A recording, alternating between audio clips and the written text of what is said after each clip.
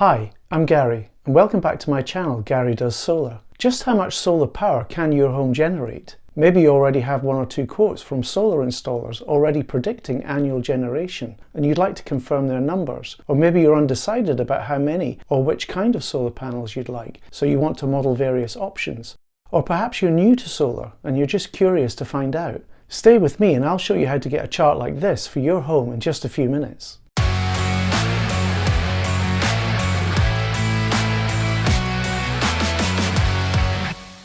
Working out just how much solar power your home can generate over the course of a year depends on quite a few factors, not least where you are in the world. Here is a global map of solar irradiation, essentially the average amount of sunshine across every part of the world annually. The colour key at the bottom of the screen shows the expected power generation in kilowatt hours per square metre for the various colour coding across the map. Los Angeles, for example, shows an annual generation of around 2,000 kilowatt hours per square metre. Oxford in the UK, on the other hand, is only half that, and Australia looks to have an even higher generation than Los Angeles. Next is the orientation of your house with respect to where you might place solar panels on your roof.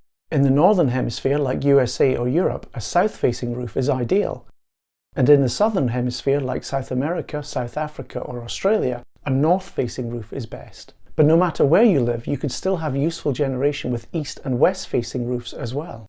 It just means that your east roof will catch most of the sun in the mornings, then your west roof later in the day. Another factor is the slope of your roof.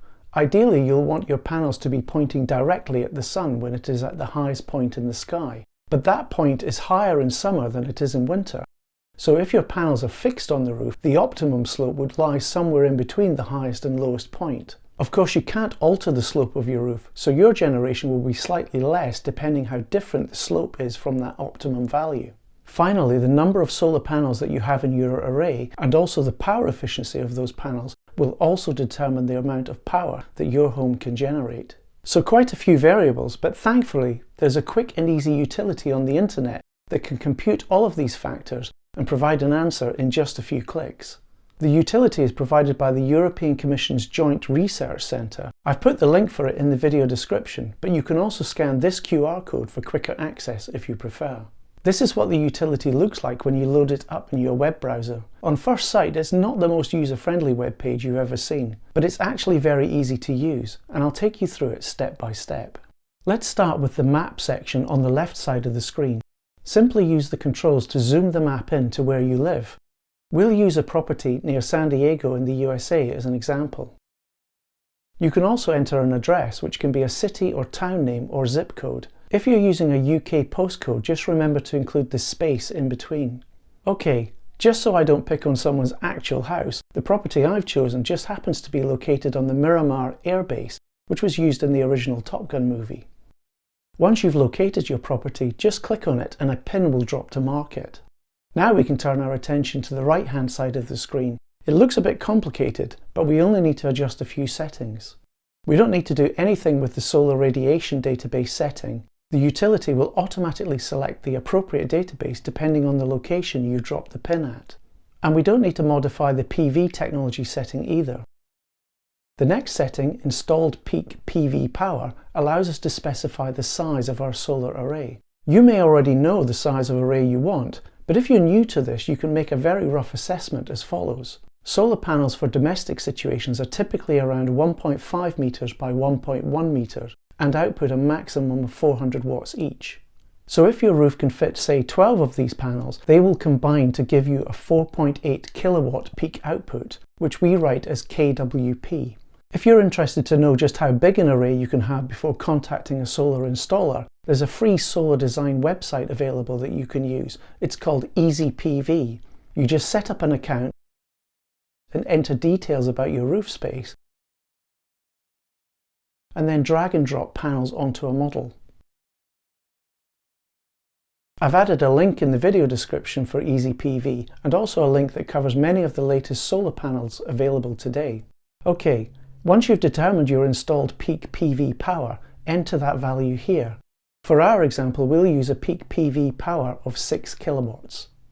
We can leave the system loss setting as it is. 14% is typical of losses to be expected through cabling and voltage conversions from DC to AC in the inverter.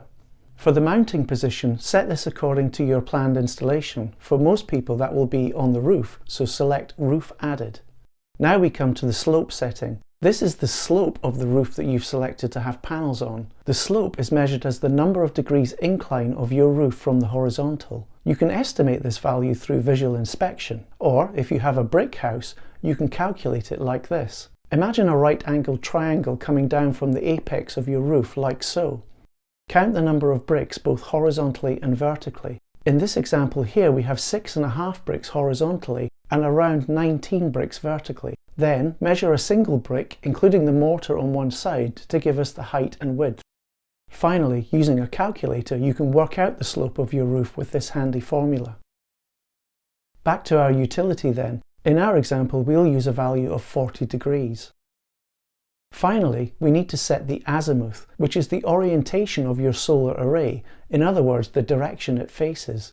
Please note though, this value is not a compass direction. It's instead the number of degrees that your array is offset from south if you live in the northern hemisphere, or an offset from north if you live in the southern hemisphere. Let's look at this with a couple of quick examples. On this first property, the solar array is almost south facing, but offset towards the east slightly, so that's an azimuth of approximately -12 degrees. The second property has two arrays as part of an east-west configuration, so let's work out the azimuth values for each of those arrays.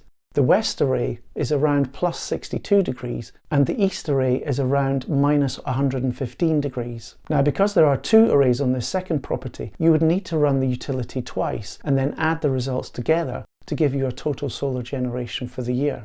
For our property here on the airbase, the azimuth is around 25 degrees, so let's enter that. We're now ready to see the results. Click on Visualize Results and you'll see a graph like this, showing how much electricity an array of this size will generate over the year, month by month. You can see that the amount of generation across the year is relatively constant, with the highest month being August and the lowest December. Now you can download this chart if you want by clicking on this symbol and selecting Export to PNG Large. If you now look at the globe on the right hand side of the screen, you can see the maximum height of the sun in degrees during both summer and winter. 80 degrees in June and 33 degrees in December. From this you can work out the optimum roof slope for that location. Okay, to give a comparison, let's repeat the exercise, this time for a property near Oxford in the UK. We've chosen a property with the same orientation as the one in San Diego. And we'll keep all the other settings the same as before so we can make a fair comparison. You can see that the generation profile across the year is very different now.